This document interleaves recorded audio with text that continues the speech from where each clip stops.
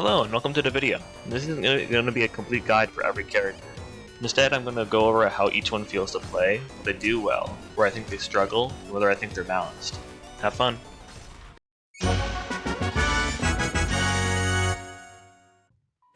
Lineman is, without a doubt, the strongest survivor added in the public test build. While his ranged attack gets the most attention, it's actually a combination of his close range pressure, long range pressure, and how seamlessly his kit flows together that makes him so oppressive.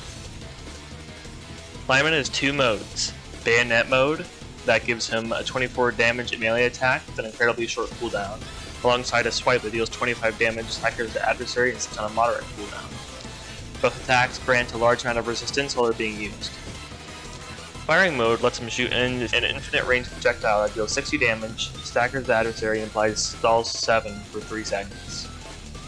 His biggest strength is how quickly he can swap between these modes. The switch only takes about half a second, and because the animations look so similar, it's difficult for the adversaries to tell which attack is coming. That means Lineman can chain his attacks together almost instantly. On a roll melee into a bayonet swing into a shot, he can deal well over 100 damage by himself, giving him some of the highest and easiest solo burst damage of any survivor. The rifle is supposed to be balanced around its reload, but in practice the drawback isn't that punishing. Reloading takes about 13 seconds, but you're free to walk around while doing it, so you're still fairly mobile. You're also allowed to cancel the reload instantly with essentially no end lag. While reloading technically applies vulnerable, you can simply cancel the reload once you're threatened, making that drawback much less impactful than it sounds, almost useless. His range attack isn't completely riskless. Firing slows the lineman significantly for about a second and a half, and if the shot misses, the next hit you take deals increased damage. Because of that, you generally don't want to use the rifle at the point-blank range unless you'll be confident it'll connect, and know for sure there's no one around you to hit you after you shot. Overall, I think Lineman is currently over 2. His melee pressure is already among the best in the game, and when you combine that with an extremely threatening range option that combos so naturally into the rest of his kit, it becomes incredibly difficult to deal with and melts the HP bar that the adversary has little risk himself. If I could nerf one thing about Lineman, I'd start by looking at how quickly he can swap between modes. Doing this makes him feel more like an actual stance character, and solves his huge damage combos.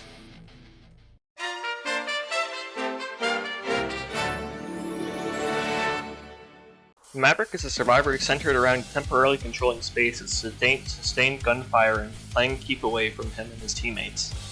Maverick excels at forcing adversaries away from his team and pushing them from mid to long range. Most of Maverick's kit revolves around his ammo meter.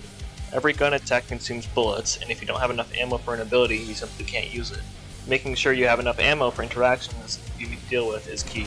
His basic attack is a short-range held-down fire that deals 4 damage per shot and can be fired while running or even while sliding. The damage itself isn't particularly threatening, but it's great for constantly peppering distracted adversaries, destroying hunter traps, or clearing summons like skeletons or wizards. After landing 3 consecutive shots, the attack also begins to apply stall, although trying to continue firing for too long usually results in you trading damage. Maverick's primary ability is Bullet Storm, which shares a cooldown with Hell Dive. Bullet Storm unloads 10 bullets in a straight line at an infinite range. Landing at least 3 shots causes every additional hit to stagger, while the final 2 bullets always stagger and deal increased damage. At full damage, the move deals 64 damage and is excellent for forcing adversaries to disengage or punishing them from a safe distance. The move is also surprisingly difficult to punish because the final shots push Maverick backwards, creating the distance needed before the animation ends. Hell Dive is unlocked after bouncing off an enemy with Slide. Instead of firing in a straight line, Maverick sprays bullets around himself, potentially dealing up to 70 damage. The trade-off is that it consumes much more ammo, doesn't provide stagger or stall, and it requires you to spend your mobility such knockback option just to access it, making it much more situational. Kick and Slide also share a cooldown. Kick is the more generally useful option, launching an adversary a huge distance or even off ledges while dealing damage, applying stall 5, and briefly ragdolling. Slide is mainly a mobility tool. It gives Maverick a tiny burst of distance and lets him bounce off enemies to gain extra height and distance in exchange for a quarter of the stamina bar. While the movement can occasionally create interesting plays, it usually isn't worth sliding directly into the chasing adversary, since you'll often trade damage due to lack of invulnerability frames.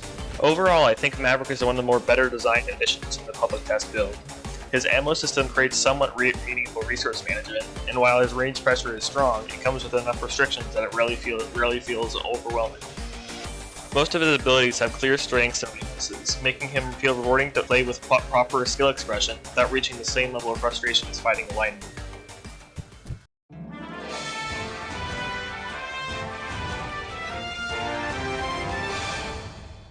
Conduit is by far the hardest survivor in this public test build to evaluate.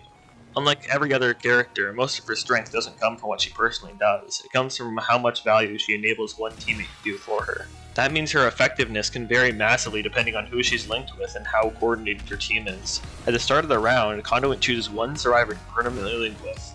If they accept, both players gain powerful benefits. The linked survivor gains 20% damage resistance, 20% increased damage, and 20% faster cooldowns. Conduit also gains access to most of her kit, including the Swap and Gracegiver, while her projectile is upgraded to briefly bind enemies if 3 out of 4 bullets connect. Swap lets Conduit exchange positions with her linked teammate after a short windup that scales with distance. After swapping, both players receive an enormous 60% damage reduction for 1 second, while also receiving a temporary stall that's not as free value and weakness so that it prevents the ability from being an overpowered offensive teleport ability. This makes Swap an incredibly versatile repositioning tool that can rescue teammates, rotate players across the map, or quickly reinforce another area where needed. Her second move is Gracegiver. For 4 seconds, her linked teammate becomes completely invulnerable, while every point of damage they would have taken is redirected to Conduit instead. If Conduit survives, she heals back 80% of the redirected damage, plus an additional 10 health, although she receives a movement slow after to allow her to be rushed down afterwards. The ability can completely shut down an adversary's attempt to burst down an important teammate, but it also requires good timing and awareness, since Conduit is risking her own life every time she uses it. Complement fires 4 projectiles towards your cursor. Each bolt increases the target's vulnerable 3 duration, and while linked, still landing at least 3 shots also briefly binds the target. It's a nice source of utility that gives Conduit something meaningful to contribute even when she isn't directly protecting her teammate, but it's decently easy to not get binded as long as you see the complement coming, and you aren't in the end lag /stall /stun. The biggest downside to the link is that it's permanent. If either Conduit or her partner dies, both players lose all their benefits and instead receive several harsh penalties, including lower maximum health, slower cooldowns, less stamina, and the break debuff, making the rest of the round significantly harder. Conduit is difficult to rate because so much of her power depends on another player. In coordinated teams, especially when you're communicating in voice chat, she has the potential to completely enable another survivor to swing fights through a utility alone. In solo queue though, that ceiling is much harder to reach.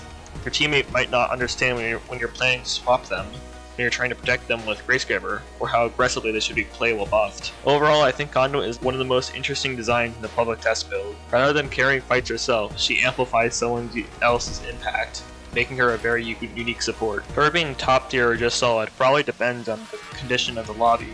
If it's more coordinated, she'll probably see more success, and if it's less coordinated, she'll probably fail more often. Prosecutor is one of the most jarring survivors I've seen implemented into an asymmetrical game. He moves incredibly sluggishly, has a much larger hurt box than any other survivor, and boasts a massive 400 HP. Despite that health pool, Prosecutor isn't designed to simply walk at the adversaries and tank hits.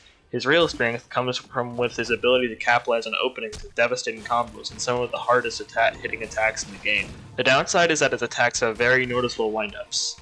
A competent adversary will recognize them and reposition before they will connect, making it difficult to land your strongest moves without some kind of setup. Because of that, Prosecutor performs the best when fighting alongside his team. If your teammates create an opening, Prosecutor can quickly convert it into massive damage. However, if you're isolated, especially against the Aberrant, you're in serious danger. Despite your huge health pool, you'll usually lose in a prolonged fight if you're left alone for too long. You also need to value your own life much more than other survivors. Since Prosecutor counts as 4 normal survivors when he dies, getting eliminated early can heavily swing the match in the adversary's favor. An important move worth highlighting is Dismiss. It cancels your basic attack, gives you a short dash, and speeds up the setup of the move you use immediately afterward. A quick dismiss into an indictment is an excellent way to catch adversaries that aren't expecting your threat range. Also, quick tip if you're thinking stacking more than 2 of him. Don't. He goes from 400 to 300 to 200 max HP, which ruins the point of the character.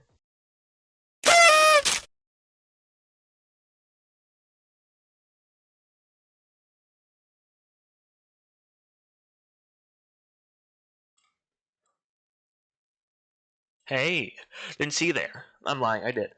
If you enjoyed the video, please subscribe because I really need it. Thanks.